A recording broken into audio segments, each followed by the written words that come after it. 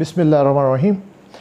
आज की इस वीडियो में हम फिनांस एक्ट 2023 के ज़रिए इनकम टैक्स ऑर्डिनेंस 2001 में जो तरामीम की गई हैं उसका एक सरसरी सा जायज़ा लेंगे।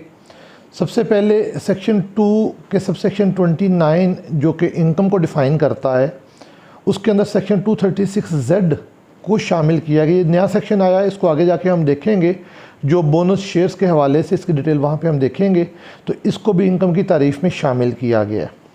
सेक्शन 2 के सबसेक्शन 41 जो कि परमानेंट इस्टेब्लिशमेंट की तारीफ़ को डिफ़ाइन करता है, उसके अंदर एक तो लफ्ज़ फ़िक्स को ख़त्म कर दिया गया है। पहले वो थे कि जो पाकिस्तान में मौजूद होंगे तो वो परमानेंट इस्टेब्लिशमेंट होंगे, तो वो लफ्ज़ फ़िक्स को ख़त्म कर दिया गया है। एक नई सब क्लास BB का इजाफ़ा किया गया है। अब जो वर्चुअल बिज़नेस जो इंटरनेट के ज़रिए ऑपरेट होते हैं, वो चाहे पाकिस्तान में फ़िज़िकल अपनी वो प्रेजेंस रखें या ना रखें, तो वो भी परमानेंट इस्टेब्लिशमेंट शुमार होंगे और उन पर वो कवानीन लागू होंगे। सेक्शन 4C के अंदर पहले तो उसके अंदर जो सबसेक्शन 24 है, उसके अंदर 8 शेड्यूल के अल्फाज का इजाफ़ा किया गया है कि अब 4C24 के अंदर जो इनकम कंप्यूट होगी, इसमें 8 शेड्यूल के तहत जो ब्रॉड फॉरवर्ड डेप्रिसिएशन, अमार्टाइजेशन और बिज़नेस लॉसेस हैं, उनको शुमार किए बगैर, यानी कि उनसे कबल की जो इनकम होगी उस इनकम के ऊपर 4C लगेगा। तो 4C को कैलकुलेट करते हुए जो 8 शेड्यूल के अंदर ब्रॉड फॉरवर्ड डेप्रिसिएशन, अमार्टाइजेशन अवेलेबल होती है टैक्स पेयर्स को, जिनके ऊपर 8 शेड्यूल लगता है, तो वो इसको शुमार किए बगैर, इसको मना किए बगैर, इससे कबल की जो इनकम होगी उसके ऊपर 4C लगेगा। दूसरा 4C के अंदर एक सब क्लास 5A ऐड की गई है, और 4C के जो अब आप टैक्स अदा करेंगे तो आइंदा आने वाले साल में 147 सेक्शन भी जो एडवांस टैक्स का वो इस पर अप्लाई होगा। 147 सेक्शन में भी इसके रेलिवेंस से अमेंडमेंट हुई, उसको वहाँ पे भी जाके हम देखेंगे। सेक्शन 7E के अंदर एक बड़ी अहम नई प्रोवाइज़ो ऐड हुई है। उन्होंने कहा है कि जो एग्जाम्पशंस सब सेक्शन 2 की class A, E, F, G में दिए गए हैं, वो सिर्फ फाइलर को हासिल होंगे। कि अगर कोई बंदा नॉन फाइलर है तो उसको सेक्शन 7E के अंदर जो इस्तिस्ना दिए गए हैं वो हासिल नहीं होंगे। जो उसकी क्लास A में है वो था जो एक प्रॉपर्टी अगर आप सेल्फ ओन करते हैं। क्लास E में था कि ऐसी प्रॉपर्टी जिस पर आपने ऑर्डिनेंस के तहत किसी और शिक के अंदर टैक्स दिया हुआ है, जैसे आपने रेंट के ऊपर टैक्स दिया हुआ है। क्लास F था जिस प्रॉपर्टी मैंने 236K अदा किया हुआ है, तो उस साल के लिए उसके ऊपर 7E अप्लाई नहीं होना।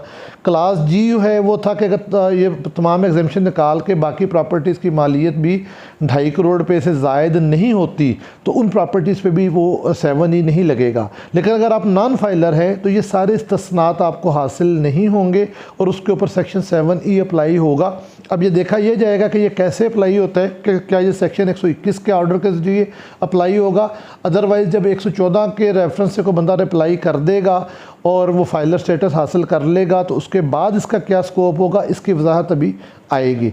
लेकिन अनफॉर्चुनेटली जो बाकी इनके अपने इस्तिस्नात हैं कि जो आर्मी के प्लाट हैं, जो सिविल अदारों के प्लाट हैं, जो इनके मरात के प्लाट हैं, उनके हवाले से नॉन फाइलर के हवाले से उन्होंने कोई तरमीम नहीं की, यानी कि उनको नॉन फाइलर्स को तहफ़्फ़ुज़ दिया गया है जो मरात याफ्ता तबका है।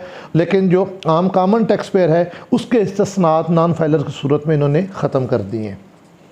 सेक्शन 21 के अंदर क्लास M में तरमीम हुई है। अब आप 32,000 तक जो सैलरी है वो बग़ैर क्रॉस चेक के दे सकते हैं, क्योंकि अब मिनिमम वेज जो है वो भी 32,000 हो चुकी है पंजाब की और बाकी सूबों की, तो वो आप बग़ैर चेक के अदा कर सकते हैं।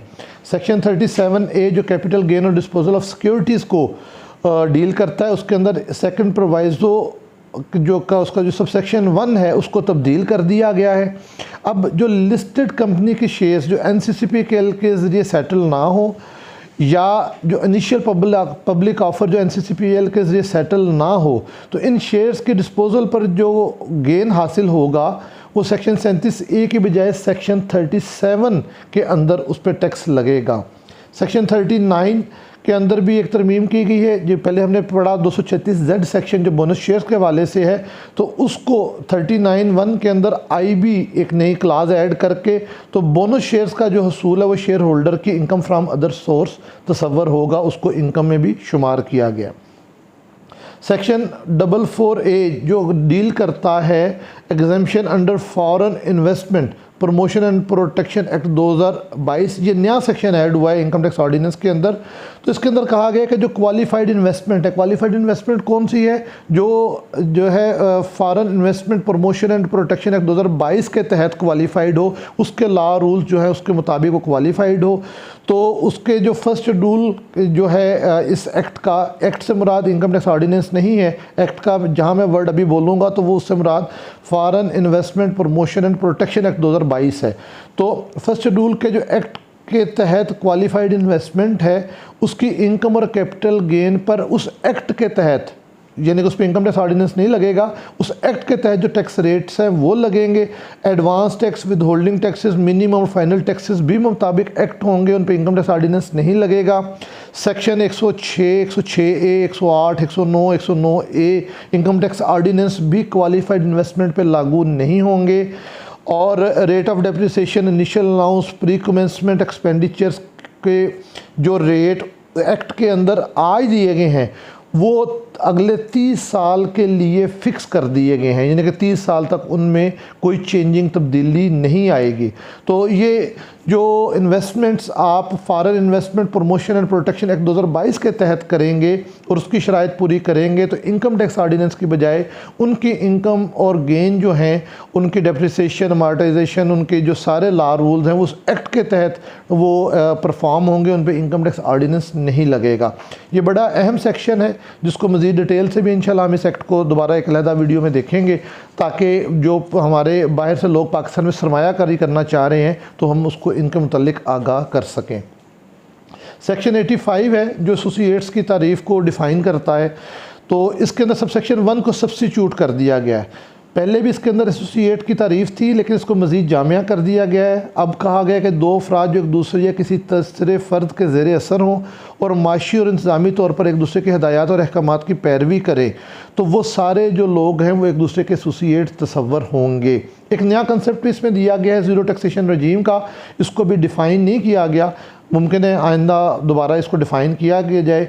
तो उसके कहा है कि जी वो अफराद जो ज़ीरो टैक्सेशन रजीम के रेजिडेंट के साथ कोई ट्रांजैक्शन करेंगे तो वो भी उसके एसोसिएट तस्वर होंगे। और इसी के सब सेक्शन 5 के अंदर एक अमेंडमेंट की गई है और कहा गया कि जो जुरिसडिक्शन विद ज़ीरो टैक्सेशन रजीम है इसको प्रेस्क्राइब किया जाएगा, यानी कि अभी ये लॉ में डिफ़ाइन नहीं किया गया कि इस कंसेप्ट से क्या मुराद है। इनकम टैक्स ऑर्डिनेंस में एक नया कंसेप्ट है, इसको डिफ़ाइन नहीं किया गया, सिर्फ ये कहा गया कि इसको अभी बोर्ड प्रेस्क्राइब करेगा तो फिर इसके मुतल्लिक जो लॉ रूल्स पॉलिसी डेफिनेशन सामने आएगी। नया सेक्शन ऐड हुआ है section 99D additional tax on certain income profit and gain.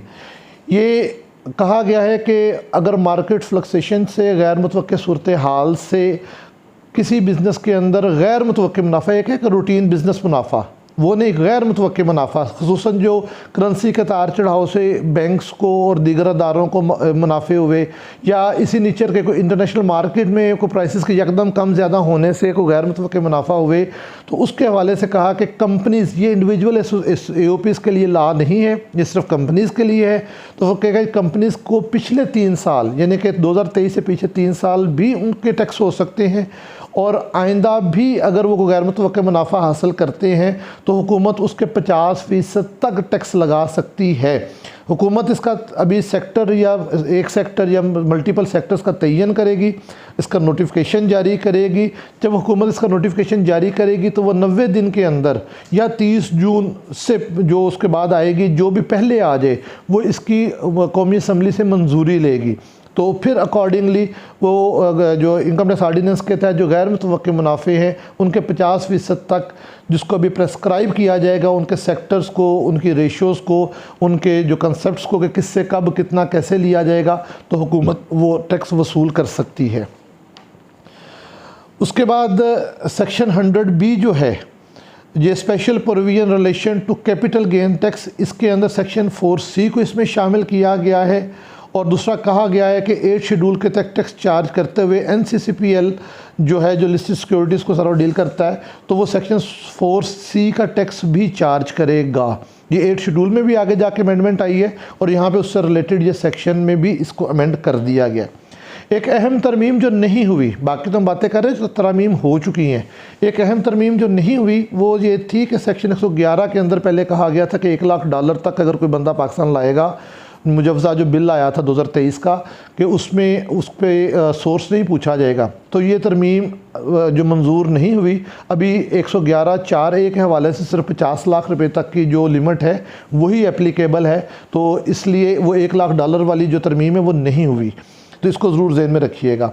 Section 113 के अंदर जो minimum tax on the income of certain persons को डील करता है, तो न्यू थर्ड प्रोवाइज़ो ऐड की गई है सब क्लास सी के बाद, sub class C of sub section 2 के बाद नई प्रोवाइज़ो ऐड की गई है। इसमें असल में एक थोड़ा सा कन्फ्यूजन ये आ रहा था कि जब मैंने ऐसा टैक्स अदा कर दिया, जो मिनिमम टैक्स अदा कर दिया जो मेरे एक्चुअल काबिल अदा टैक्स से ज़ायद था, तो अगले 3 साल तक मैं उसको कैरी फारवर्ड कर सकता था। तो इबहाम ऐसे पैदा होता था कि शायद जो पार्ट 1 फर्स्ट शेड्यूल के अंदर जितने भी शेड्यूल हैं, मल्टीपल शेड्यूल हैं वहाँ पे, सैलरी के, 4C के, बिज़नेस के और उसके अलावा बिल्डर्स के, दीगर के, कि मैं किसी भी हवाले से इसको कैरी फारवर्ड कर सकता हूँ।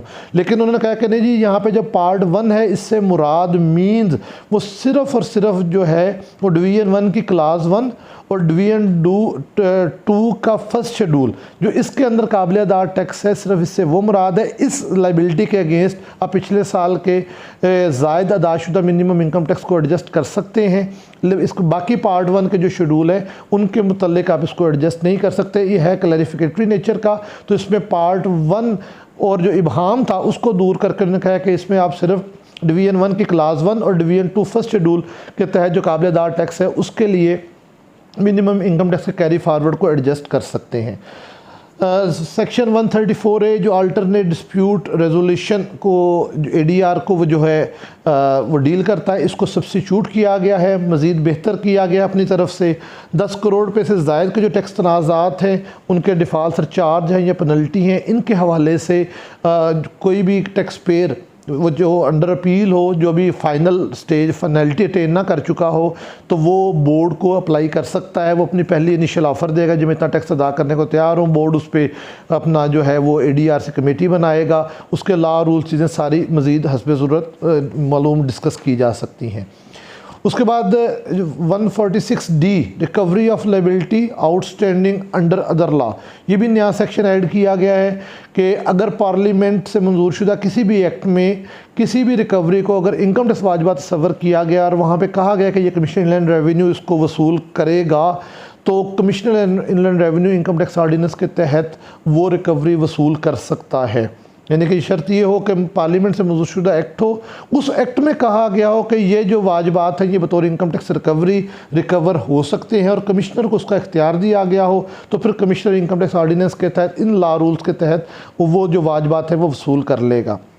Section 147 advance tax paid by the tax payers, इसमें भी तरमीम की गई है। एक तो सेक्शन 4C को इस पर जो है सेक्शन के पर्पस के लिए ऐड कर लिया गया है कि अब 4C का जो टैक्स आप अदा करेंगे तो अगले साल में आपने 4 किस्तों में 4C की वो रकम भी मज़ीद अदा करनी है। और दूसरा बिल्डर और डेवलपर जो है उनको ऊपर भी प्रोजेक्ट बेस्ड एडवांस टैक्स लगा दिया गया। इसके हवाले से अलहदा से आगे जो है फर्स्ट शेड्यूल के अंदर इनके टैक्स रेट भी 147 के रेफरेंस से दिए गए हैं। तो यहाँ पर उन्होंने कहा है कि जी जो बिल्डर या डेवलपर है वो भी प्रोजेक्ट बेस अपना शेड्यूल के मुताबिक एडवांस टैक्स देंगे। प्रोजेक्ट अभी चाहे मुकम्मल हुआ या नहीं हुआ लेकिन वो 147 में एडवांस टैक्स देंगे। Section 152 payment to non resident, इसके अंदर एक new proviso under section 5A जो है वो ऐड की गई है। वो ये है कि अगर आप कमिश्नर को 152 के रेफरेंस से एग्जेम्पशन सर्टिफिकेट अप्लाई करते हैं तो पहले इसमें ये प्रोवाइजो नहीं था, 153 में वो बाकी के लिए आ चुका हुआ है। तो ये है कि अगर 30 दिन तक कमिश्नर उसका फ़ैसला नहीं करता और ये 30 दिन शुमार करते हुए अगर आपने कोई एडजमेंट ली है तो वो उसमें शुमार दिन नहीं होंगे। लेकिन अगर कमिश्नर की तरफ से 30 दिन तक डिले होती है, वो इसका फ़ैसला नहीं करता, तो IRIS सिस्टम इसको ऑटोमेटिकली इस एग्जेम्पशन सर्टिफिकेट को जारी कर देगा। हाँ, ये बाद में कहा गया कि कमिश्नर आपको हेयरिंग का मौका दे के रिटर्न अपनी उसके रीज़न रिकॉर्ड करके इस एग्जेम्पशन सर्टिफिकेट को तरमीम या कैंसिल कर सकता है। लेकिन अगर वो 30 दिन तक पहले जारी नहीं करता तो ये ऑटोमेटिक जारी हो जाएगा। सेक्शन 154 जो एक्सपोर्ट्स को डील करता है, इसके सब सेक्शन 3B में एंड एक्सपोर्ट फैसिलिटेशन स्कीम 2022 के अल्फाज ऐड किए गए हैं। इसका मफहूम क्या निकलता है कि अब जो एक्सपोर्ट फैसिलिटेशन स्कीम 2021 में रजिस्टर्ड एक्सपोर्टर्स भी हैं, दीगर एक्सपोर्टर भी इसके अंदर हैं, जो पूरा इसका सेक्शन है, लेकिन अब जो एक्सपोर्ट फैसिलिटेशन स्कीम 2021 में रजिस्टर्ड एक्सपोर्टर्स हैं, जो इनडायरेक्ट एक्सपोर्टर्स जो कि कस्टम रूल 2001 में डिफ़ाइन किए गए हैं, उनका 1% इनकम टैक्स बमुताबिक डिवीजन 4 पार्ट 3 फर्स्ट शेड्यूल वो जो है मना करेंगे। यानी कि जो इनडायरेक्ट एक्सपोर्टर्स जो हैं डायरेक्ट एक्सपोर्टर को माल मुहैया करते हैं तो उनका टैक्स भी इस डिवीजन 4 पार्ट 3 फर्स्ट शेड्यूल में मना होगा। जो 1% है विद होल्डिंग है, उन पे रेगुलर 153 सेक्शन नहीं लगेगा, उन पे 1% टैक्स लगेगा और ये 1% टैक्स उनकी इस इनकम के अगेंस्ट फाइनल भी होगा। जो 154 का सारा ला है वो इस टैक्स के ऊपर अप्लाई होगा। 154A सेक्शन जो है एक्सपोर्ट ऑफ जो सर्विसेज हैं, इसके अंदर एक न्यू प्रोवाइजो ऐड की गई है कॉलम C सबसेक्शन 2 में। जो IT सर्विसेज के एक्सपोर्टर हैं उन पे सेल्स टैक्स रजिस्टर्ड होने की शर्त वापस ले ली गई है। वो प्रोविंशियल या फेडरल वो सेल टैक्स रजिस्टर्ड ना भी हों तो वो 154A के तहत जो है वो अपना फ़ाइनल जो टैक्स रजीम है 0.25 दे के वो हासिल कर सकते हैं। लेकिन जो बाकी उनकी शराइत है कि रिटर्न फाइल प्रॉपर करें, विद होल्डिंग की ज़िम्मेदारियाँ पूरी करें, वो उन पर उस तरह ही लाजम है। और IT एक्सपोर्ट सर्विसेज के हवाले से जो विद होल्डिंग का चैप्टर है या विद होल्डिंग की ज़िम्मेदारी है, इसको बड़ी केयरफुली पूरा करें। अगर आप विद होल्डिंग की ज़िम्मेदारी पूरी नहीं करेंगे और आपका कोई 100 रुपये का भी डिफ़ॉल्ट निकल आता है तो आप टेक्निकली 154A और फाइनल टैक्स रजीम से आउट हो जाएंगे। जो सेक्शन 169 है टैक्स कलेक्टेड और डिडक्टेड एज फाइनल टैक्स, इसमें 236Z जो बोनस शेयर्स के हवाले से नया सेक्शन ऐड हुआ है, उसकी जो विद होल्डिंग है उसको भी फाइनल टैक्स के अंदर ऐड कर लिया गया कि ये फ़ाइनल होगी। Section 218 service of notice and other documents, इसके सब सेक्शन 2B के आखिर में से वर्ड R को ख़त्म किया गया है। अब इसका मफहूम ये निकलेगा कि सेक्शन 218 के अंदर जितने भी मोड ऑफ सर्विस दिए गए हैं वो सारे आपको 1 बाई 1 जो हैं वो पूरे करने हैं। यानी कि R का मफहूम तो ये था कि आप उनमें से कोई एक पूरा कर लें, तो अब R ख़त्म होने से मुराद ये है कि अब आपको जितने भी सर्विस मोड हैं, जब तक वो बंदा पेश नहीं होता, वहाँ पे उसकी अटेंडेंस नहीं लगती या वो है, तो आपको सर्विस मोड सारे 1 बाई 1 पूरे करने हैं। एक न्यू सेक्शन ऐड हुआ है 230I international centre of tax excellence. ये एक नया इंस्टीट्यूट बनाया जाएगा जिसका पर्पज़ ये है कि जो आपकी मॉडल नेशनल टैक्स पॉलिसी है, research in tax administration and policy है, इंटरनेशनल टैक्स कोऑपरेशन है, रेवेन्यू फोरकास्टिंग है, कंडक्ट इंटरनेशनल सेमिनार्स है, जो वर्कशॉप्स ऑन इंटरनेशनल टैक्सेशन है, capacity building of tax authorities है, इन सारे पर्पसेस के लिए ये नया इंस्टीट्यूट बनाया जाएगा और इसको सीनियर लेवल से हेड करके अपने FBR की कैपेसिटी बिल्डिंग को बेहतर बनाया जाएगा। उसके बाद नया सेक्शन एक ऐड हुआ है 231AB advance tax on cash withdrawal. ये पहले भी 236A गालबन या AA होता था कि जो नॉन फाइलर थे जब ये बैंक से पैसे निकलवाएंगे 50,000 से ज़्यादा एक दिन में, वो चाहे 50,000 एक दफ़ा निकलवा लें या छोटी छोटी ट्रांजैक्शन करके भी अगर 50,000 से एक्सीड हो जाती हैं तो उनकी कैश विड्रॉल के ऊपर 0.6 एडवांस टैक्स लगेगा जो एडजस्टेबल होगा। 231C सेक्शन ये भी नया ऐड हुआ है advance tax on foreign domestic workers. इसमें कहा गया कि अगर किसी गैर मुल्की को डोमेस्टिक वर्कर के तौर पर वीज़ा जारी किया जाता है या उसके वीज़े की रिन्यूअल की जाती है तो जो एजेंसी स्पॉन्सर या फ़र्द जो इस वीज़े को जारी करवा रहा है या रिन्यूअल करवा रहा है उससे 2 लाख रुपया फ़ी वर्कर एडवांस टैक्स वसूल किया जाएगा और उस साल जिसमें ये एडवांस टैक्स वसूल किया जाएगा उस एजेंसी स्पॉन्सर या फ़र्द की इनकम के लिए ये एडजस्टेबल टैक्स होगा। 236C सेक्शन जो एडवांस टैक्स ऑन सेल और ट्रांसफ़र ऑफ इमूवेबल प्रॉपर्टी को डील करता है, इसके अंदर न्यू सब क्लास 2A ऐड की गई है। उसमें कहा गया कि जब तक फ़रोख्त कनिंदा prescribe mode form and manner के मुताबिक सेक्शन 7E के तहत अपनी ज़िम्मेदारी अदा करने का सबूत रजिस्ट्रेशन अथॉरिटी को मुहैया नहीं करता तब तक रजिस्ट्रेशन अथॉरिटी प्रॉपर्टी ट्रांसफ़र नहीं करेगी। ये इस टाइम बड़ी मुबहम सी कैफियत है, इस टाइम ट्रांसफ़र प्रॉपर्टी रुक चुकी है क्योंकि यहाँ पे वर्ड यूज़ किया गया कि prescribe mode form and manner, जो कि अभी तक ना तो इसको प्रेस्क्राइब किया गया है, ना इसका कोई फॉर्म दिया गया है, ना इसका कोई तरीक़ाकार दिया गया है। तो अगर जो ट्रांसफर अथॉरिटी है उसके पास कोई स्टैम्प बोर्ड नहीं है कोई चेक कर सके कि जो सेलर है तो उसने 7E अदा किया कि नहीं किया। जो बायर है वो उसका तो कल को भी ट्रांसफरिंग अथॉरिटी जो है वो चेक कर सकती है, उसको मजबूर कर सकती है कि वो टैक्स अदा करे। सेलर तो जब अपनी पेमेंट लेके उस प्रॉपर्टी से अलहदा हो जाएगा तो कल को उसको कंपेल करना भी मुमकिन ना हो। तो इस पर गवर्नमेंट को बहरहाल चाहिए कि फिल फॉर जो उसका पर्पज़ है, नेचर है, उसके हवाले से वो प्रेस्क्राइब मोड मैनर वो मुहैया करे, ताकि सेक्शन 7 इस क्लास की वजह से जो ट्रांसफ़र ऑफ प्रॉपर्टी वो मुतासिर ना हो। दूसरा, इसके अंदर भी ये देखने वाली बात ज़रूर है, सेक्शन 7E के हवाले से लाहौर हाई कोर्ट की जो एक लैंडमार्क जजमेंट आ चुकी है कि उसमें उन्होंने कहा कि कुछ इस्तस्नात हैं जो उन्होंने कहा कि ये गैर आइनी है। उसमें उन्होंने कहा कि जो फेयर मार्केट वैल्यू पे 7E चार्ज करना ये गैर आइनी है। आपने अगर चार्ज करना भी है तो आप वेल्थ स्टेटमेंट की जो आपकी वैल्यू है, कॉस्ट वैल्यू, उसके ऊपर इसको चार्ज करें। तो उस हवाले से इस लॉ में कोई तरमीम नहीं की गई। वो भी अब एक थोड़ा सा इशू इस हवाले से खड़ा होगा कि क्या 7E जो लॉ में प्रेस्क्राइब किया गया है उसके मुताबिक अदा करने का सबूत दिया जाएगा, या जो लाहौर हाई कोर्ट अपनी जजमेंट में जिस तरह उसको डिफ़ाइन, मॉडिफाई और उसको बयान किया है उसके मुताबिक। तो इसके ऊपर बहर लाजमन वजाहत आनी चाहिए, अदरवाइज़ जो रेवेन्यू लॉस भी होगा और लोग भी इससे बहुत ज़्यादा सफ़र करेंगे। उसके बाद सेक्शन 236Z जो बोनस शेयर के हवाले से है, नया सेक्शन ऐड किया गया। पहले भी हम इसको 2-3 दफ़ा डिस्कस कर रहे हैं, उसके रेलिवेंस जहाँ जहाँ को इस पर एडिशन किया गया। इस सेक्शन में उन्होंने कहा है कि कंपनी अपने शेयर होल्डर्स को बोनस शेयर देते हुए उनके 10% शेयर्स वो विदहोल्ड कर लेगी।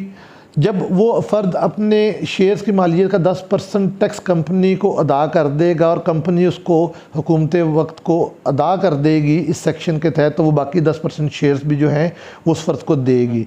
ये जो 10% अमाउंट है, ये जो लिस्टेड कंपनी है उसकी क्लोजर ऑफ बुक्स के बाद जो पहले दिन की उसकी डे एंड प्राइस है वो बोनस शेयर की मालियत तस्वर होगी। अदर दैन लिस्टेड कंपनी जो इसकी प्रेस्क्राइब वैल्यू जो मेमोरेंडम आर्टिकल में होती है, फिर वो इसकी जो है वो वैल्यू तस्वर होगी बोनस शेयर की मालियत को तस्वर करते हुए कि इसकी मालियत कितनी है। और अगर वो फ़र्द जो है वो 10% टैक्स अदा नहीं करता तो कंपनी फिर भी पाबंद है कि वो गवर्नमेंट को 10% टैक्स अदा करे और अपने शेयर होल्डर से बाद में उसको वसूल करने का हक़ रखती है। ये जो बोनस शेयर हैं ये शेयर होल्डर की इनकम तस्वर होंगे। इस हवाले से सेक्शन 39 को अमेंड कर दिया गया है। और ये जो टैक्स है ये फ़ाइनल तस्वर होगा। इस हवाले से सेक्शन 169 को भी अमेंड कर दिया गया है। पीछे हम ये देख आए हैं। जो सेक्शंस की तरमीम थी वो तो इतनी थी। अब जो टैक्सेशन के हवाले से फर्स्ट शेड्यूल से लेके 13 शेड्यूल तक जो तरमीम आई हैं उसके ऊपर हम एक नज़र दौड़ा लेते हैं। फर्स्ट शेड्यूल के अंदर जो टेबल 1 के जो क्लास 1 फर्स्ट शेड्यूल पार्ट 1 की जो डिवीजन 1 है उसकी क्लास 1 का जो टेबल है जो बिज़नेस इनकम के रेट्स को डील करता है उसको तब्दील कर दिया गया है। बिज़नेस इनकम के हवाले से 6 लाख से ज़ायद जो इनकम है उसकी तमाम स्लैब पर 2.5% रेट बढ़ा दिया गया है। पहले 60 लाख से ज़ायद इनकम के ऊपर 35% टैक्स था, तो अब 40 लाख से ज़ायद इनकम के ऊपर 35% टैक्स लगेगा। मज़ीद तफसील हस्ब ज़रूरत देखी जा सकती है। ऐसे ही पार्ट 1 के डिवीजन 1 की क्लास 2 टेबल 2 जो है जो सैलरी इनकम के हवाले से डील करता है, इसमें भी सैलरी के हवाले से रेट बढ़ा दिए गए हैं। 24 लाख सालाना से ज़्यादा जो सैलरी है इसके ऊपर स्लैब रेट्स को दोबारा से रीशफल कर दिया गया, रेट बढ़ा भी दिए गए हैं, स्लैब्स कम भी कर दी गई हैं। वो भी तफसील हस्ब ज़रूरत आप देख सकते हैं। पार्ट 1 के फर्स्ट शेड्यूल के पार्ट 1 के डिवीजन 2B जो सेक्शन 4C के हवाले से डील करता है, इसके अंदर भी 15 करोड़ से ज़ायद इनकम पे 4C लगेगा। और अब नए रेट 1 से लेके 10% तक मुख्तलिफ स्लैब रेट्स के साथ इसको दे दिया गया है। जिसके ऊपर जो एक जजमेंट आई थी 4C के हवाले से सिंध हाई कोर्ट की कि उसमें उन्होंने मुख्तलिफ सेक्टर्स के लिए जो डिफरेंट रेट थे उसको गैर आइनी करार दिया गया था। तो अब उन्होंने सेक्टर्स इसके अंदर से ख़त्म कर दिए हैं, यानी कि तफरीक ख़त्म कर दी है। अब इनकम जिसकी भी बढ़ेगी और ये सब लोगों पे, अब इसमें सेक्टर कोई नहीं रहा, सब लोग जिसकी इनकम 15 करोड़ से ज़ायद होगी उसके ऊपर जो है ये सारा वो टैक्स रेट्स 4C के लगेंगे।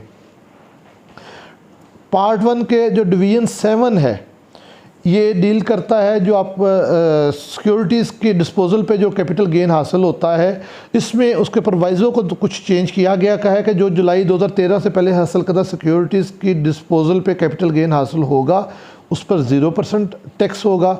जुलाई 13 के बाद लेकिन 30 जून 2022 से पहले जो आपने सिक्योरिटीज़ हासिल की थी उनकी फ़रोख्त पर जो कैपिटल गेन हासिल होगा उस पर 12.5% टैक्स लगेगा। बाकी टैक्सेस उसी तरह हैं, लेकिन ये 2 टैक्स उसमें तब्दील हुए हैं। फर्स्ट शेड्यूल का जो पार्ट 2 है उसके अंदर जो 148 सेक्शन के हवाले से उन्होंने कहा कि कमर्शियल इंपोर्टर्स जो 12 शेड्यूल के पार्ट 3 में जिक्र करदा अशिया मंगवाएंगे उन पर 6% इनकम टैक्स लगेगा। बाकी 148 के रेट्स आलमोस्ट सेम है। कमर्शियल इंपोर्टर के 12 शेड्यूल की अशिया मंगवाने पे रेट को 5.5 से बढ़ा के 6% कर दिया गया। उसके बाद पार्ट 2B न्यू इंसर्ट किया गया है। इसमें सेक्शन 147(5) जो बिल्डर डेवलपर के हवाले से हमने बात की थी अभी कि उसमें एडवांस टैक्स लगेगा, तो उनके हवाले से ये नया यहाँ पे डिवीज़न दे दिया, पार्ट के अंदर डिटेल दे दी गई है। वो पर स्क्वायर फुट के साथ मुख्तलिफ शहरों के मुख्तलिफ रेट हैं, तफसील हस्ब ज़रूरत देखी जा सकती है। जो फर्स्ट शेड्यूल का पार्ट 3 है इसके डिवीजन 2 जो section 152 payment to non resident है, इसके अंदर जो कुछ विद होल्डिंग के रेट स्पेशली जो सप्लाई सर्विसेज और कॉन्ट्रैक्ट्स वाले थे तो उनके रेट्स को 1% बढ़ा दिया गया है। बाकी जो इसमें royalty commission and renting commission या बाकी थे उनको नहीं छेड़ा गया, तफसील हस्ब ज़रूरत देखी जा सकती है। डिवीजन 3 जो payment of goods and services section 153 के रेफरेंस से है, इसमें तमाम रेट A to Z तमाम रेट जो है वो 1% बढ़ा दिए गए। जहाँ 4.5 था 5.5 हो गया, जहाँ 7 था 8 हो गया, जहाँ 10 था 11 हो गया, और नॉन फाइलर के ऑटोमेटिक डबल हो गए, क्योंकि जब फाइलर के रेट से उसने ज़रूर मल्टीप्लाई 2 होना है तो उसके डबल हो गए। तो 153 के जितने रेट्स हैं विद होल्डिंग के वो 1% बढ़ा दिए गए हैं। उसके बाद division 4A export of services, इसमें जो IT एक्सपोर्ट सर्विसेज के रेट हैं इनको 2026 तक 24 से 26 तक इनको 0.25% पे फिक्स कर दिया गया है, ताकि IT एक्सपोर्ट सर्विसेज के हवाले से लोग ज़्यादा से ज़्यादा काम करें, और इसमें जो है वो राय दी गई है उनको फैसिलिटेट करने के लिए। फर्स्ट शेड्यूल का जो पार्ट 4 है उसके अंदर सेक्शन 231B के हवाले से, तो 2000 सीसी से जो बड़ी गाड़ियाँ अब आप ख़रीदेंगे तो जो मैन्युफैक्चरर है या जब रजिस्ट्रेशन अथॉरिटी उसकी रजिस्ट्री करेगी या इंपोर्ट के टाइम पे जब कलेक्टर उसका टैक्स कलेक्ट करेगा, तो 2000 जो है 2500 सीसी जो बड़ी गाड़ियों की फ़रोख्त है उनकी वैल्यू का 8% इनकम टैक्स कलेक्ट या विदहेल्ड होगा। 3000 सीसी से बड़ी गाड़ी को फ़रोख्त पे उनकी वैल्यू का 10% एडवांस इनकम टैक्स लगेगा, और 2000 सीसी से बड़ी गाड़ी फ़रोख्त पे उनका 6% लगेगा। पहले ये फ़िक्स थे 2 लाख 4 लाख 6 लाख। 2000 सीसी से छोटी गाड़ियों पे अब भी ये फ़िक्स रेट है, लेकिन जो इससे बड़ी गाड़ियां हैं और बहुत सारी आपको पता है पिछले 1 साल 1.5 साल में मार्केट में इनके रेट भी बहुत ज़्यादा उतार चढ़ाव का शिकार हुए, ऑलमोस्ट रेट डबल हो गए हैं गाड़ियों के। तो उन्होंने बजाय अब उसको फिक्स करने के 2000 सीसी से बड़ी गाड़ियों की वैल्यू के अतबार से टैक्स रेट जो हैं वो डिफ़ाइन कर दिए हैं। ये लोकल मैन्युफैक्चर की सूरत में मैन्युफैक्चर कलेक्ट करेगा, इंपोर्ट की सूरत में कलेक्टर कस्टम कलेक्ट करेगा, और अगर ये दोनों से ये कलेक्शन नहीं होती या वो किसी वजह से आता है तो फिर जो रजिस्ट्रेशन अथॉरिटी है वो 231B सेक्शन के तहत इसको कलेक्ट करेगी। ऑक्शन की सूरत में जो ऑक्शन की रेट होगा वो तसव्वुर किया जाएगा और उसके ऊपर ये टैक्स कलेक्ट होगा। और ये भी ज़हन में रखिएगा कि मैन्युफैक्चर की सूरत में या इंपोर्ट की सूरत में जो इंक्लूसिव ऑफ ऑल टैक्सेस उसमें FED शामिल और सेल टैक्स को शामिल करके जो रकम होगी उस रकम के ऊपर ये 6% या 8% या 10% वसूल होगा। जो डिवीज़न 8 है जो 236A सेक्शन ऑक्शन के हवाले से डील करता है, उसमें sale by auction of train management services by Pakistan railway, इसको भी प्रोवाइज़ो के अंदर शामिल कर लिया गया है कि पाकिस्तान रेलवे अब जो अपनी ट्रेन्स को आउटसोर्स करती है उसकी मैनेजमेंट को, तो वो वाली ऑक्शन के ऊपर भी 236A सेक्शन अप्लाई होगा। डिवीज़न 10 के अंदर 236C जो परचेज़ ऑफ प्रॉपर्टी है उसमें फाइलर का रेट 3 कर दिया गया है, तो ऑब्वियसली नॉन फाइलर का रेट जो है 6 हो जाएगा। डिवीज़न जो है 18 236 के प्रॉपर्टी ख़रीद के ऊपर फाइलर का रेट 3 कर दिया गया है, तो ऑब्वियसली 10 शेड्यूल के अंदर लोगों ने पूछा, वो कहते हैं जी 10 शेड्यूल में तो कोई तब्दीली नहीं आई, तो ये 10.5 कहाँ से आ गया? तो वहाँ पे लिखा है कि आपने 250 गुना ऐड करना है, तो 3% का जो 250 गुना है वो 7.5 है, जब उसमें आप 3 ऐड करेंगे तो ये 10.5 हो जाएगा। तो नॉन फाइलर के लिए 10.5 और फाइलर के लिए 3% रेट है। डिवीज़न जो है 27 इसके अंदर ये 236Y सेक्शन जो है, जो बैरोनोमिक डेबिट क्रेडिट कार्ड से अदायगी को डील करता है, इसके रेट को 1 से बढ़ाकर 5 कर दिया गया है। सेकंड शेड्यूल के पार्ट 1 में क्लास 66 के अंदर कुछ और जो अदारे या फंड्स या फाउंडेशंस हैं उनकी इनकम को मुस्तस्ना करार दिया गया है। उनमें एक तो प्राइम मिनिस्टर रिलीफ फंड बराए सैलाब व ज़लज़ला मुतासरीन है, film and drama finance fund है, export import bank of Pakistan है, शहीद मोहतरमा बेनज़ीर भुट्टो इंस्टीट्यूट पाकिस्तान है, Sheikh Zulfikar Ali Bhutto institute of science and technology है। इनकी इनकम जो है वो क्लास 66 उसके पार्ट 1 सेकंड शेड्यूल के तहत इनकी इनकम जो है वो एग्जेम्प्ट होगी। इनको अलहदा से कमिश्नर से exemption certificate under section 2 subsection जो है वो 46 लेने की ज़रूरत नहीं पड़ेगी बतौर NGO NPO। अगर 100C की शराइत पूरी करें तो Balochistan bar council, Islamabad bar council, Khyber Pakhtunkhwa bar council, Punjab bar council, Sindh bar council, Shaikh Zulfikar Ali Bhutto foundation, इनकी इनकम भी क्लास 66 के अंदर जो है वो मुस्तस्ना होगी इनकम टैक्स अदायगी से। तो 100C की शराइत इनको जो विद होल्डिंग की है कि इनके जो है वो फलाही काम ज़्यादा हों, एडमिन एक्सपेंसेस कम हो, वो सारी शराइत देखी जा सकती हैं। तो वो शराइत पूरी करके इन अदारों की भी इनकम जो है उस पर इनकम टैक्स आर्डिनेंस नहीं लगेगा। क्लास 145A जो है, इसके अंदर जो ट्राइबल एरियाज़ के जो रेजिडेंट फ़र्द AOP कंपनी की इनकम जो 25वीं आईनी तरमीम से पहले एग्जेम्प्ट थी, इसको 2024 तक एक्सटेंड कर दिया गया। पहले 2023 तक वहाँ पे लिखा था, तो उसको 2024 तक उसकी एग्जेम्पशन को एक्सटेंड कर दिया गया है। क्लास 150 है, इसके अंदर अल्तराज इंजीनियरिंग कंसल्टेंट कंपनी की इनकम को इस्तिस्ना दिया गया कि उस पर टैक्स नहीं लगेगा। सेकंड शेड्यूल का जो पार्ट 4 है क्लास 11A, इसके अंदर प्राइम मिनिस्टर रिलीफ फंड बराए सैलाब व ज़लज़ला मुतासरीन पर सेक्शन 113 अप्लाई नहीं होगा। क्लास 100 ओमिट कर दी गई है, ये सेक्शन 236U के मुतल्लिक थी। 236U advance tax on premium पहले ही फिनांस एक्ट 2020 में ख़त्म हो चुका है, तो इस क्लास की अब ज़रूरत बाकी नहीं थी, उसको सिर्फ रिमूव किया गया है रिकॉर्ड की दुरुस्ती के लिए। क्लास 109A और 110 उसके अंदर विद होल्डिंग के हवाले से जो ट्राइबल एरियाज़ को जो इस्तिस्ना हासिल था 25वीं आईनी तरमीम से पहले, उसको 2024 तक बढ़ा दिया गया है। क्लास 121 और 122 नहीं ऐड हुई हैं। इनमें सेक्शन 151 और section 236 prime minister relief fund पर नहीं लगेगा। 4 शेड्यूल जो डील करता है profit and gains of insurance business, इसमें सेक्शन 99D जो भी हमने पहले पढ़ा गैर मुतवक्किल मुनाफा के हवाले से, उसको शामिल कर लिया गया है कि 4 शेड्यूल में जो टैक्स पेयर अपना टैक्स अदा करते हैं उन पर सेक्शन 99D भी लगेगा। ऐसे 5th शेड्यूल जो exploration and production of petroleum को डील करता है, इसमें भी अब सेक्शन 99D लगेगा। 7th शेड्यूल जो बैंकिंग कंपनीज़ को डील करता है, इस पर भी सेक्शन 99D लगेगा। 8th शेड्यूल जो लिस्टेड सिक्योरिटीज़ को डील करता है, इसमें NCCPL पर लाजम करार दिया गया है कि वो 4C के तहत जहाँ पे टैक्स एप्लीकेबल है वो उसको भी वसूल करे। जो 13 शेड्यूल है उसके अंदर प्राइम मिनिस्टर रिलीफ फंड बराए सैलाब व ज़लज़ला मुतासरीन और फिल्म और ड्रामा फिनांस फंड को दी जाने वाली जो डोनेशन है वो सेक्शन 61 के लिए एडमिसिबल चैरिटेबल डोनेशन तस्वर की जाएगी। ये वो तरामीम थी जो इनकम टैक्स आर्डिनेंस के हवाले से फिनांस एक्ट 2023 में जो है वो फिनांस एक्ट 2023 के ज़रिए मंजूर की गई। उम्मीद है कि ये चीज़ें काफ़ी आपके लिए हेल्पफुल होंगी। इसके ऊपर कोई मज़ीद सवाल हो तो मेरा नाम मोहम्मद एहसन विरक है। मेरा मोबाइल नंबर 0300 428 1343 है। आप वॉइस नोट के ज़रिए मुझसे कोई भी क्लैरिफिकेशन, कोई भी सवाल मज़ीद पूछ सकते हैं। मैं इसके लिए हाज़िर हूँ। बहुत शुक्रिया। अल्लाह हाफ़िज़।